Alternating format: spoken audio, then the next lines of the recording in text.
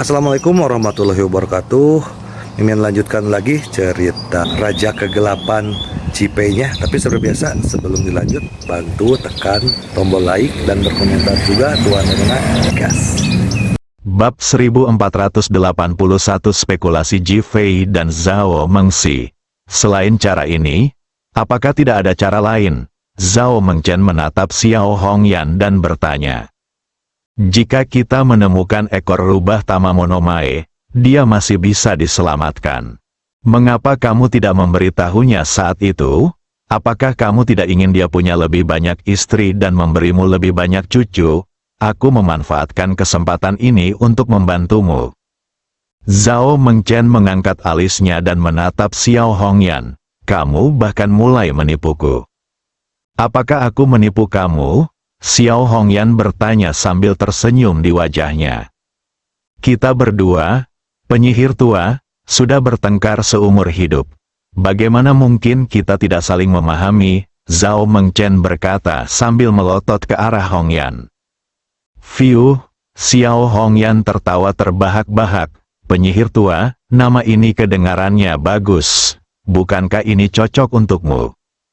Apa maksudmu? Aku jelas tidak ingin punya cucu lagi. Aku tahu itu. Wajah Xiao Hongyan yang tadinya penuh senyum dan bunga, langsung kembali serius.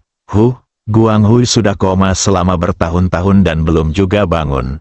Aku berpikir sekarang, jika Ji Fei merasuki Huo Lei dan menggunakan tubuhnya untuk membangunkannya, maka ekor Tamamonomae yang tersisa mungkin bisa membangunkan Ji Guang Hui.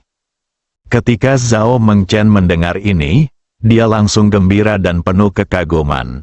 Hongyan, aku telah memutuskan untuk berbagi kemuliaan denganmu. Dia tidak pernah menyangka bahwa Xiao Hongyan memikirkannya dan berusaha menyelamatkan Ji Guang Hui. Dia benar-benar tersentuh dan merasakan persahabatan yang mendalam. Wajah Xiao Hongyan langsung memerah karena malu. Aku tidak memikirkan hal-hal itu sekarang. Aku hanya ingin menyelamatkannya dan menebus penyesalan serta kesalahanku saat itu. Hal-hal lain tidak lagi penting. Zhao Mengchen memegang tangan Xiao Hongyan dan berkata, apapun yang terjadi, jika Ji Guang Hui berani menolak, aku akan memastikan dia tidak akan pernah naik ke tempat tidurku lagi selama sisa hidupnya. Fiu, haha. Kedua wanita itu tertawa terbahak-bahak. Kedua orang itu sungguh bahagia. Setelah berjuang puluhan tahun, sekarang saya sudah melupakannya. Selama sisa hidupku, yang tersisa padaku hanyalah seorang kekasih yang tak sadarkan diri. Di sisi lain, Ji Fei bergegas ke aula duka dengan berat hati. Dia ingin mencegah pria berpakaian putih itu merampas tubuh Wang Ping'er.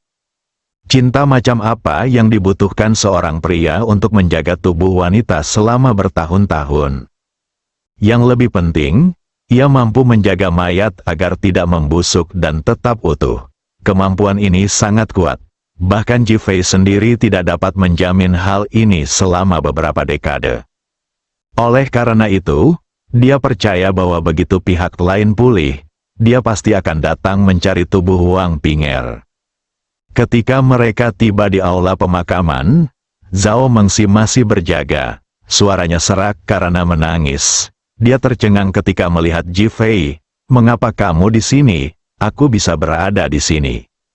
Ji Fei menatap wanita yang dianggapnya sebagai bibinya ini, dan merasa sangat tersentuh. Dia adalah replika Wang Ping'er. Pilihan yang dihadapinya sekarang sebenarnya sangat memalukan. Dia bertanya-tanya apakah dia benar-benar akan mendengarkan Tuan Zhao jika bukan karena Xiao Chen. Lagi pula, dia bukan putri kandung Tuan Zhao, dan dialah yang membunuh ibunya. Melihat Ji Fei tidak mengatakan apa-apa, Zhao Mengxi sudah mengerti apa yang dimaksud Ji Fei. Sambil mengangkat tangannya untuk menghapus air matanya, dia berkata, Ji Fei, tahukah kamu bagaimana rasanya dipandang rendah dan ditertawakan sejak kecil? Ji Fei mengangguk. Orang tuaku menghilang saat aku berusia 8 tahun. Aku telah merasakan penderitaan dunia. Kau lebih merasakan sakit dari orang luar daripada dari keluargamu. Seringkali sakit dari keluargamu adalah yang terberat. Aku tidak memiliki kasih sayang seorang ibu dan merindukan kasih sayang seorang ayah, tetapi kakekmu tidak punya perasaan padaku, apalagi perhatian. Aku seperti anak yatim tanpa orang tua, hidup sendirian. Ketika saya sangat putus asa, bahkan sangat kecewa, pria berpakaian putih inilah yang memberi saya kekuatan spiritual. Saya tidak tahu siapa dia, tetapi dia memberitahu saya banyak hal dan memberi saya liontin giok ini, yang membuat saya tahu siapa ibu saya. Kemudian, saya memverifikasi banyak informasi dengan Zhao Mengsing, yang menyebabkan kebencian saya terhadap kakekmu. Sebenarnya, sebelum ini, aku benar-benar ingin membunuh kakekmu. Aku ingin membalaskan dendam ibuku dan ingin tahu mengapa semuanya berakhir seperti ini. Namun sekarang, aku tiba-tiba merasa bahwa semua yang ada dalam hidupku seperti mimpi, mimpi yang membuat orang bingung dan tidak dapat menjelaskannya. Sekarang aku bahkan tidak tahu apa tujuan hidupku. Ketika Zhao Mengsi selesai berbicara, dia menutupi wajahnya dengan tangannya, jatuh ke tanah dan terisak-isak. Ji Fei tidak mengatakan apa-apa, tetapi melihat ke dalam peti mati kristal. Tiba-tiba dia merasa bahwa Wang Pinger sangat malang. Dia dibunuh oleh suaminya, dan jasadnya dibawa pergi oleh seorang pria dan ditinggalkan di sana selama bertahun-tahun, dan dia tidak pernah bisa beristirahat dengan tenang. Namun dia merasa bahwa masalahnya sangat aneh, dan tiba-tiba ekspresinya berubah. Saya pikir beberapa hal mungkin tidak seperti yang kita lihat, dan mungkin ada banyak hal lain yang tidak kita ketahui.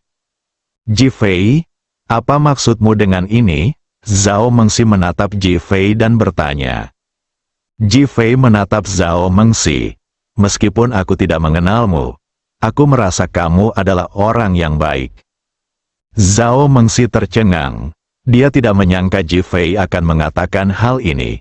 Awalnya dia ingin membunuh Tuan Zhao. Jadi mengapa Ji Fei mengatakan hal ini tentangnya? Kita tidak tahu orang macam apa Wang Pinger itu. Kalau dia punya karakter yang buruk, atau kalau dia punya masalah karakter, menurutmu karaktermu juga mungkin buruk. Ji Fei menatap Zhao Mengsi dan bertanya. Hati Zhao Mengsi bergetar, dan dia menatap Ji Fei. Apa maksudmu? Gunung itu bukan gunung di permukaan. Wang Pinger mengkhianati kakek dan melahirkanmu. Tetapi kita tidak tahu kebenarannya. Terutama dalam situasi saat ini, pihak lain telah mampu menjaga tubuh Wang Pinger selama bertahun-tahun dan mencegahnya membusuk. Apakah menurutmu akan sulit menyelamatkan Wang Pinger dari kakek? Mendesis, Zhao Mengsi menarik napas dan menatap Ji Fei. Apa maksudmu?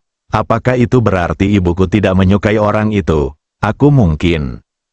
Dia tidak mengatakan apa-apa lagi, tetapi dia merasa sangat terhina. Jika memang begitu, orang yang akan benar-benar menderita adalah Wang Pinger, dialah korban yang sebenarnya. Kita semua berspekulasi tentang masalah ini, tidak seorang pun tahu sekarang, kecuali pria berpakaian putih itu sendiri.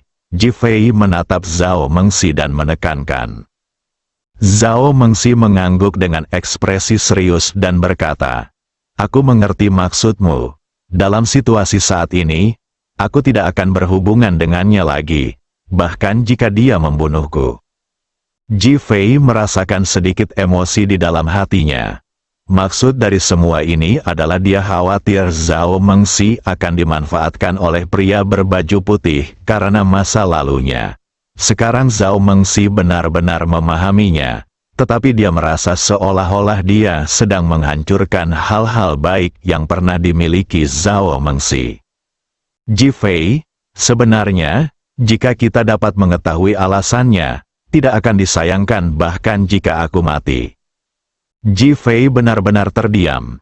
Zhao Mengsi menunjukkan tekad di wajahnya. Dan saat ini pria berpakaian putih itu sedang memurnikan ekor Tamamonomae. Tetapi kata-kata Ji Fei dan Zhao Mengsi terdengar dengan jelas. dan matanya dipenuhi dengan amarah dan kemarahan. Tiba-tiba bab 1482, apakah kamu tidak mengenaliku?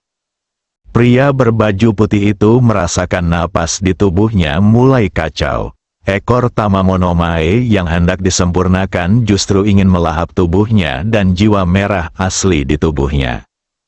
Pria berpakaian putih itu berpikir dalam hati bahwa ada sesuatu yang salah.